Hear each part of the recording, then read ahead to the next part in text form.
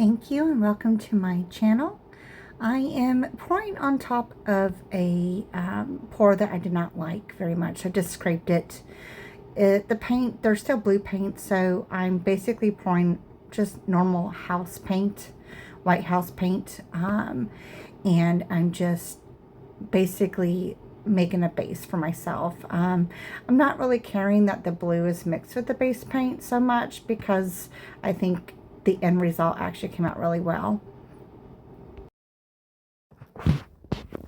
Everything is mixed with Floetrol. That is usually my main medium I use. It's 2 parts Floetrol to 1 part paint. I don't really, to be honest, don't measure my Floetrol very often. I just sort of eyeball it. But in regards to the color I'm about to use, so this is just a mix of many different blues together. I've got a little bit of the darker blue, which is the Payne's Gray, and I believe that was from Liquitex. I also mixed a little bit of turquoise blue in there. I even put a little bit of metallic from Deco Art. Just sort of playing around with colors and mixing them up to see what works. I definitely suggest, don't use a recipe. Make your own and see what works, because that's what's so fun about painting, is not really going by what's even in these bottles, but sort of making your own and seeing how it works and how it blends in. So the next color I'm placing on top is actually a mix of Liquitex Cadmium Red with the Liquitex Orange. I really love the colors of orange mixed with the blue. It gives it a little bit of a hint. It doesn't overtake the painting, but it does enough to where it's like, wow, that's so pretty. So hopefully you like those colors. Now I'm going in with some white. This is my house paint. It's mixed with Floetrol. It's probably not something that everyone else would use, but it was just something that I found easy to get. I didn't have titanium white pre-mixed, and I was trying to figure out my colors at the time. Now this is where I'm going to be going in with a more lighter type blue. It's more turquoise from Liquitex. So I mix that with the Floetrol and a little bit water to thin out, and I pour on top.